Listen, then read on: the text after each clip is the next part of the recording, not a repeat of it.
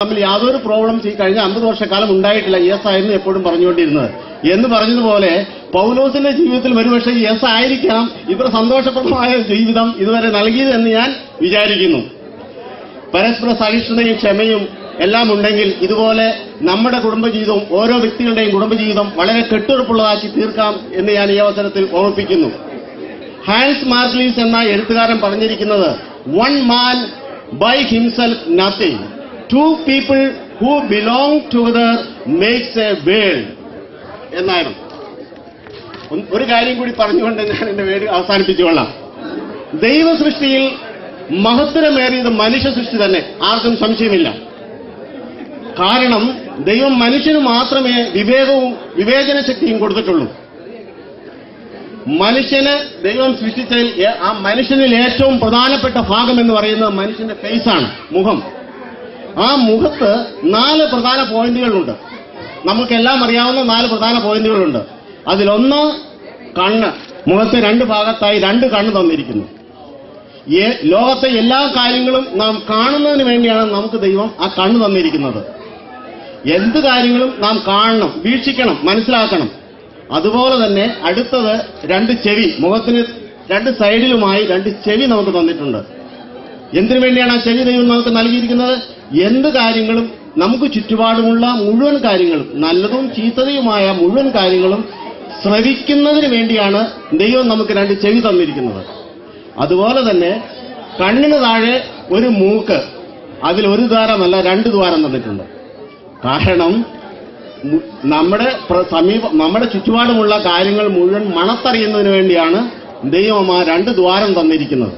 അപ്പൊ 2 കണ്ണ് തന്നിട്ടുണ്ട് മുഴുവൻ കാണുന്നതിന്, 2 ചെവി തന്നിട്ടുണ്ട് ലോകത്തിൽ നമുക്ക് കേൾക്കാൻ പറ്റുന്നതായ മുഴുവൻ കാര്യങ്ങൾ ശ്രവിച്ചെടുക്കുന്നതിന്. അതുപോലെ തന്നെ 2 ദ്വാരം മൂക്കിൽ തന്നിരിക്കുന്നതും കാര്യങ്ങളെല്ലാം മണത്തറിയുന്നതിന് വേണ്ടി 2 ദ്വാരവും തന്നിട്ടുണ്ട്. പക്ഷേ ദൈവം നാക്ക് 1 തന്നിട്ടുള്ളൂ, 2 നാക്ക് തന്നിട്ടില്ല. നാക്ക് 1 തന്നിട്ടുള്ളൂ. കാരണം വളരെ സൂക്ഷിച്ചേ നമ്മൾ സംസാരിക്കാവൂ. വായിൽ നിന്ന് ഒരു കാര്യം വിട്ടുപോയാൽ അത് മറ്റുള്ളവർക്ക് അരോചകമാണെങ്കിൽ തീർന്നു, അവൻ അധോഗതിയാ. കാണുന്നത് മുഴുവൻ നാം പറയാൻ പാടില്ല, കേൾക്കുന്നത് മുഴുവൻ നാം പറയാൻ പാടില്ല, മണത്തറിയുന്നതും മുഴുവനായി നാം പറയാൻ പാടില്ല. അതിനെ സ്ക്രീൻ ചെയ്ത് പറയേണ്ട വേടുകൾ പറയേണ്ട സന്ദർഭത്തിൽ മാത്രമേ പറയാവൂ. കാരണം അതിനാണ് ദൈവം നമുക്കൊരു നാവ് തന്നിരിക്കുന്നത്. അതുപോലെ തന്നെ നാവ് വളരെ സ്ലിപ്പ് ചെയ്യുന്ന സ്ഥാനത്താണ് വെച്ചിരിക്കുന്നത്. 32 പല്ലുകൾക്കിടയിലാണ് നാക്കിരിക്കുന്നത്. എപ്പോൾ വേണമെങ്കിലും സ്ലിപ്പ് ചെയ്യാം. അത് അറിഞ്ഞുകൊണ്ട് തന്നെയാണ് ദൈവം അങ്ങനെ സൃഷ്ടിച്ചിരിക്കുന്നത്.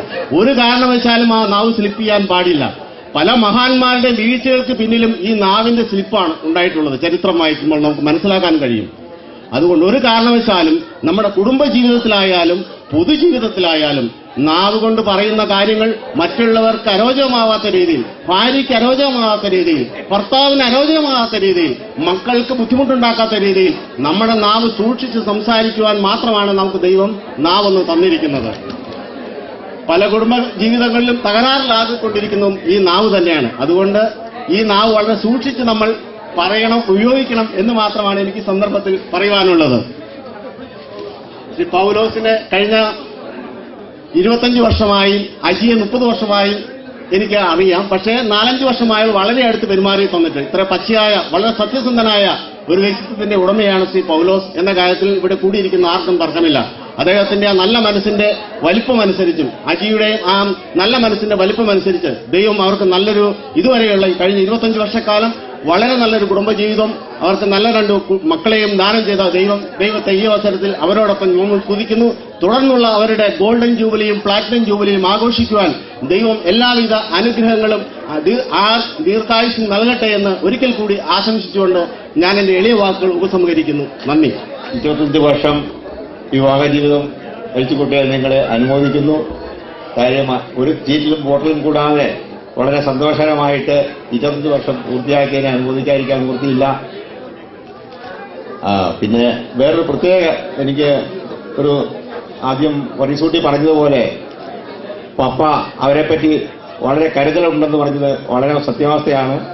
അതുപോലെ തന്നെയാണ് സ്വന്തത്തിൽപ്പെട്ടവരെയും വളരെ അടുത്തറിയാവുന്നവരെയും പൗലോസിനും അജിക്കും ഒരു പ്രത്യേക കരുതലുണ്ട്. അത് പ്രത്യേകം എടുത്തു പറയേണ്ട ഒരു കാര്യം തന്നെയാണ്. പിന്നെ പൗലോസ്